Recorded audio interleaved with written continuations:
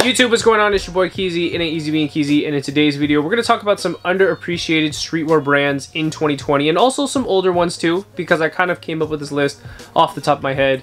So let's talk about it.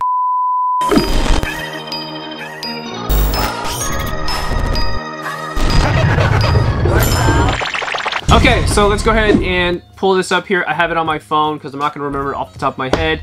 I thought this video would be a good idea because I know people are quarantining right now. People are just sitting at home, and sometimes it's fun to know about newer brands that you haven't heard of before. Maybe they've been around for many years and you're new to it. Maybe they've been around for a couple years and you're new to it too. Alright, so the first brand that I'm going to talk about is actually from Ray Mia. So if anybody watches my channel, it's great to go over to his channel too because he's actually also a fellow YouTuber. I particularly discovered Ray's channel sometime last year, like sometime 2019. And he's actually fairly new to YouTube. I think he's probably under a year or about a year into the game, and his channel basically is skyrocketing right now.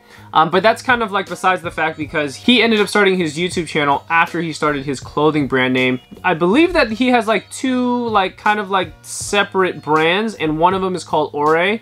Hopefully I'm pronouncing that correctly. So he also has an Instagram called Ray's Corner, and to my assumption, a lot of this artwork that you see on this page on his Instagram is going to be stuff that he makes, which is really sick. And I like that his aesthetic in general is more so like the Americana, the workwear type of person, more so in like the Carhartt section. Obviously has a lot of good fits on his own personal account on Instagram, but also has these other two Instagrams that are for his brand too. Now, as of right now, I don't know if Ray's Corner and also Ore has, or the other website, let me see here. He has Ore NYC, and I believe he has like 2 items up right now. I don't think, I mean, as much as like my surface value and understanding of Ore is that the brand doesn't always drop like a crazy amount of items. I believe it's kind of like maybe a couple items here, a couple items there. It's just kind of like something that happens a little bit more organic for his own brand and his own website to kind of release items,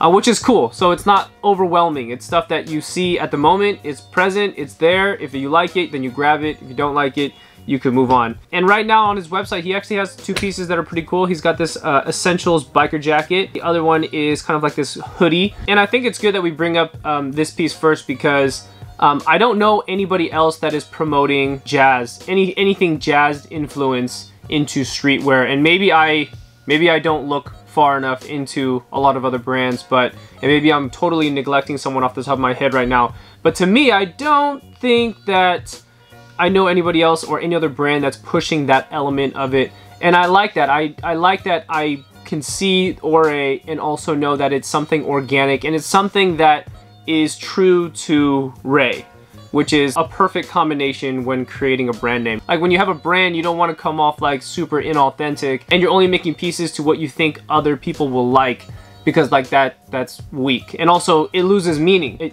If I buy this, even though I'm not into jazz, it's tight because I understand that he's into it, and then potentially it can make me look further into it too because of streetwear or what have you. I would try to check out all 3 and see what you like, because he ends up not only on his personal page, but on these other pages, he posts a lot of items that are going to start being for sale. He does a lot of rework vintage, and I understand that vintage and also reworking vintage currently at the moment, 2020, is like the hottest thing ever.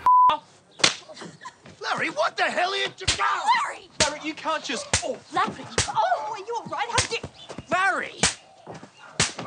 Like basically Supreme stepped in 2016, then all of a sudden like Vintage walked in and was like, yo, like hold my beer, like let's do this. But in all seriousness though, there's a lot of people reselling and reworking vintage all over Instagram, but I think Ray does a very good job with just the marketing, and also even on his channel. I will also link and show some of his channel here. I'll try my best to kind of give a link down below for you to check out his channel as well. It's really good content.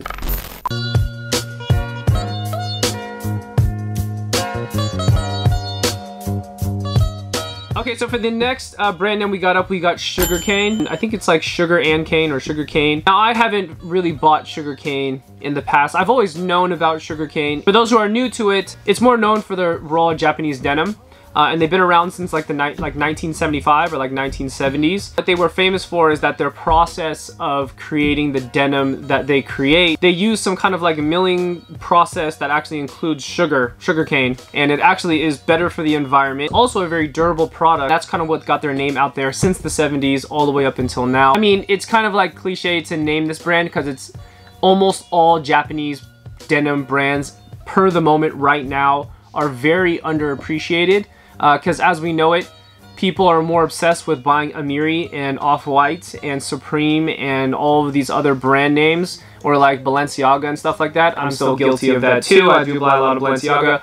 But besides the point, the love for Japanese raw denim has really fell out of touch in this past 15 years maybe, or 10 years. Like, people don't even look at raw denim the same way that they used to. How can I rephrase this the best I can? The youth that is getting new and getting introduced to streetwear does not even bat an eye when you talk about Japanese selvage raw denim. And hopefully this movement of Americana and reworked vintage, no different than what Ray is doing, could potentially bring back that energy towards Japanese raw denim. And I try to preach it on my channel, and hopefully other, you know, channels will do it too. But I'm saying it now because it definitely needs more love. It just does. I mean, it's a thriving industry still, but it needs to come back the same way that it comes back. And this is a category of clothing that I don't mind for it to come back the same way it did back in the day. It's not like you would water it down in any shape or form, because buying Japanese raw denim, especially something like Sugarcane, something like Iron Hearts or Pure Blue Japan or Evisu, a lot of these pants are things that you will cherish because, one, you spend more money on it. Number two,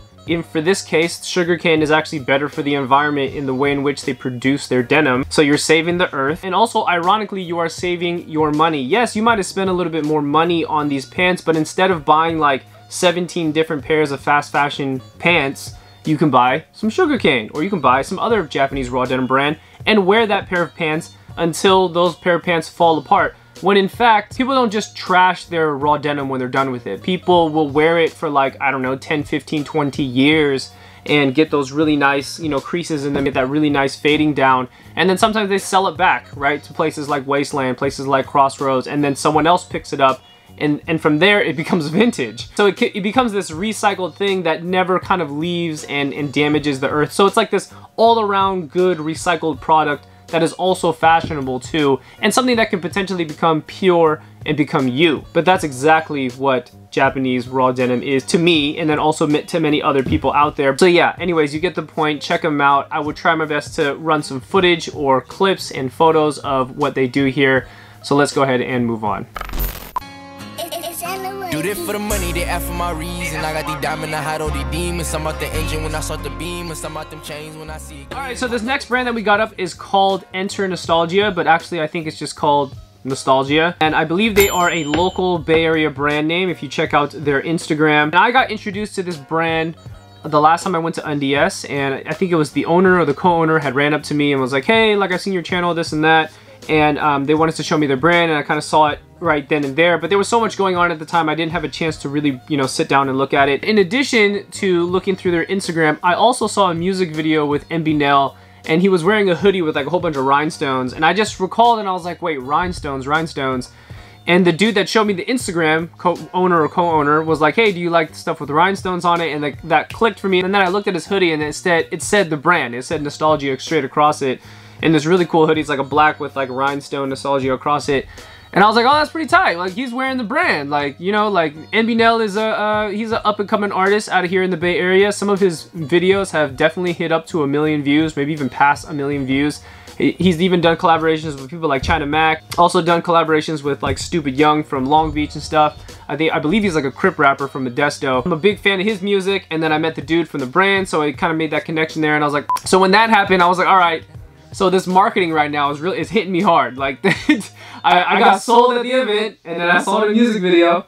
I was like, okay, yeah, no, fire. It's now fire. Now, when it comes down to the brand, I'm not purely mentioning this brand because of those two reasons. I definitely gave it a spark for me to remember it. But I will say I do like their designs. They're pretty unique. And then also I do like the fact that they're using the whole rhinestone thing, because off the top of my head, the only other person that really did it big with rhinestones was actually Bape. The last time I really saw some prominent like rhinestone looking stuff is like like Ed Hardy, and then all the way fast forward to now would be like some random like denim brands that you'll see at Barney's and Saks Fifth and stuff like that. Like those, they'll put rhinestones on their products, but even then I kind of, you know, shy away from it. But the way in which they do it is pretty cool. They kind of do this like unique rhinestone look on the side of these MLB hats, also on the front chest area of the hoodies, and I think it looks pretty cool. And it, you know, it separates them from other people doing streetwear, you know, per the moment. I gotta say that black hoodie, I actually, you know, I think I might need one of those. That's pretty tight.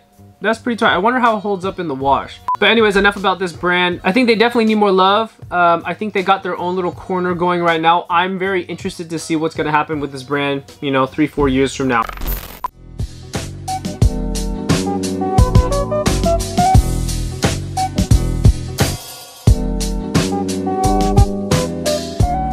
The next brand that we got up is gonna be Fugazi.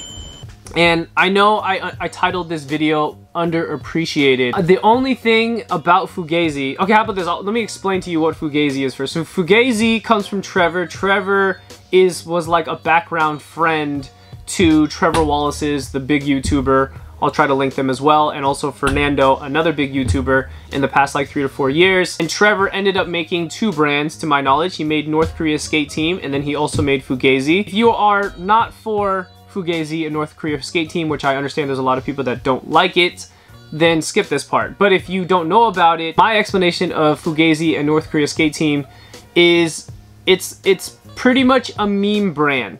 That's kind of what it is. And there's nothing wrong with being a meme brand. Balenciaga is a meme brand. There's a lot of brands that are meme brands today, right? And it's like the ironic type of marketing that they do. It's like shock value type of marketing for a brand that works. And it works because it's hard to get people's attention and eyeballs to turn a certain way in your direction when it comes to marketing these days. And streetwear is a great way to do that because what people wear becomes your billboard, but it's the way in which you put artwork together on those pieces of clothing for people to see it and grab attention and say, oh, okay, what exactly is this brand? Now, I personally think that Trevor, that owns, I believe, both of these brands, does an amazing job with it. Almost everything he does with the brand is a meme, and also it's like comical yet not really comical. I've already opened up and showed you the unboxing that I did for Trevor's brand Fugazi, and it was the one in the Chambers. That's like one of my prized possessions. That shoe is incredible.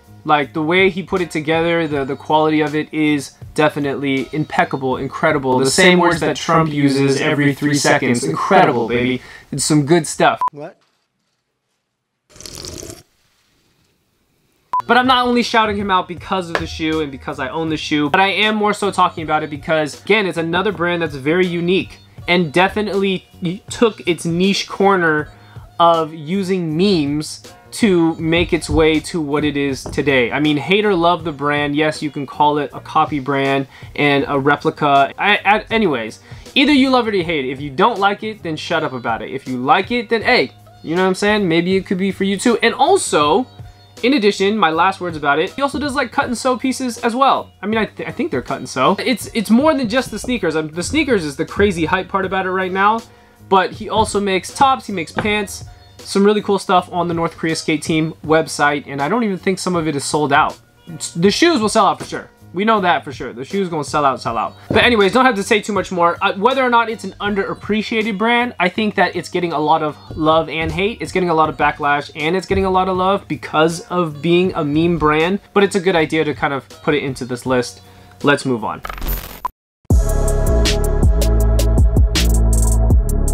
This guy went off, he got a car and stuff.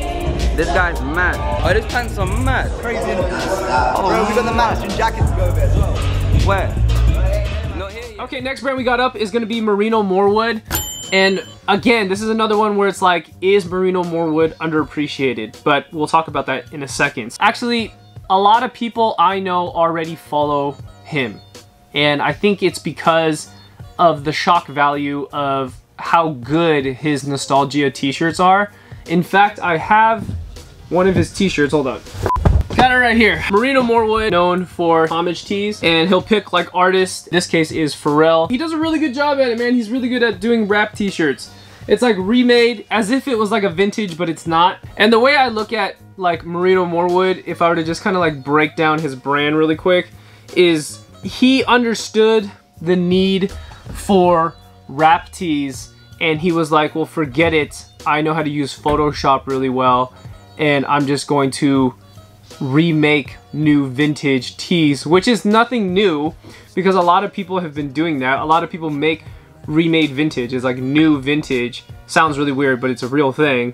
And his t-shirts aren't actually vintage, but the graphics that are on them are definitely have some type of like homage vintage feel to it, and they look great. So like I also mentioned, a lot of the people I know already follow him, so my gut tells me that he shouldn't really be on this list of like underappreciated streetwear brands. But I gotta give the credit where credit is due. I mean, the dude pretty much has built, I'm not gonna say an empire. He's definitely built up his brand in his own niche corner a lot quicker than I've seen a lot of other brands bubble up. And he's only doing t-shirts. I mean, I think he's done other stuff other than t-shirts. But like the main, you know, selling point is the t-shirts. And the idea hasn't ran out yet. Like, you know how sometimes streetwear brands will come out with an item and it's like, we're tired of that item. We don't want those hats anymore. Like, we don't want those hoodies anymore, or whatever style that you used to make. We want something new. Like, his fans right now are still buying all the t-shirts that he's still continuing to come out with. It just amazes me. It just amazes me. I don't know when homage vintage, remade new vintage t-shirts are going to end for him, but I just hope that this legacy for his brand just keeps going and going and going, and or he elevates and innovates to something else as well. So I'm interested again for Moreno Wood to see what he's going to be doing later on. I've even seen some people resell his stuff inside of like Wastelands and Crossroads. But yeah, check out his page. Does really great work. Let's go ahead and move on.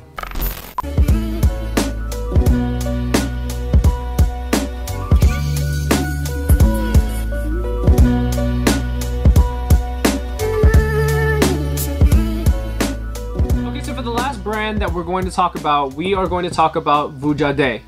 Pretty sure I'm saying that right, which is basically deja vu, but backwards, okay?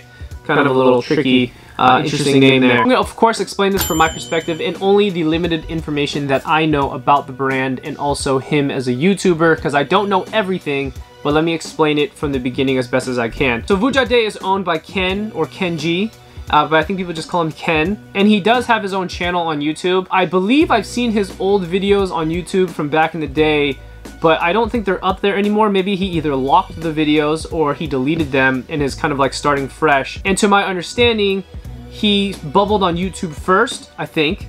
Correct me if I'm wrong.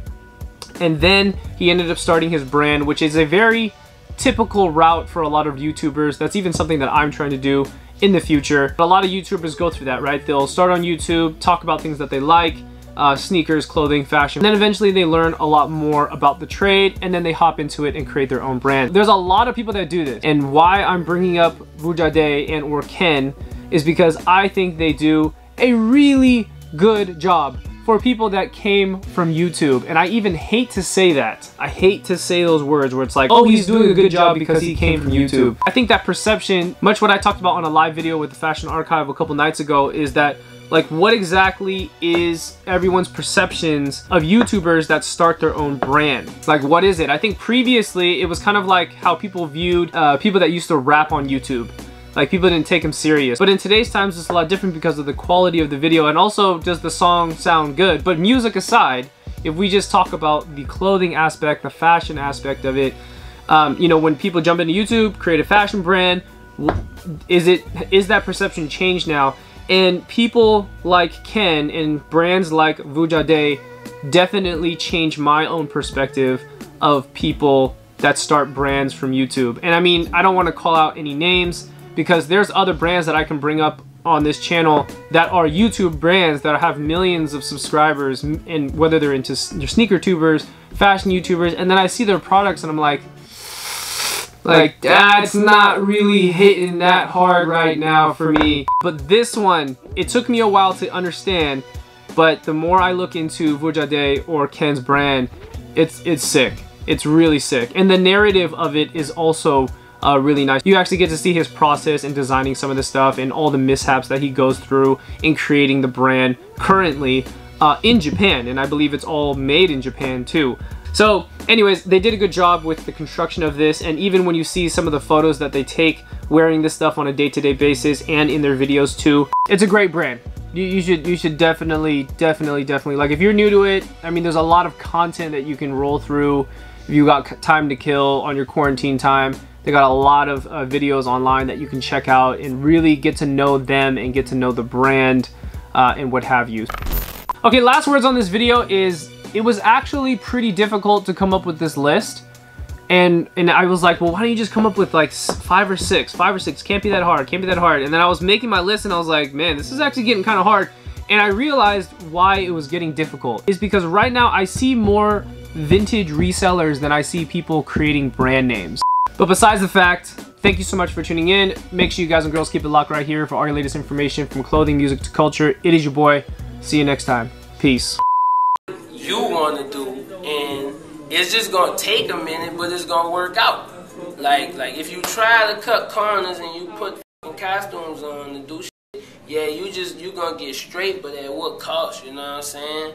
And how you feel when you do this shit for you, 100% for you. You could grind and stay up for 5 or 6 days and not really be tired because it's for you.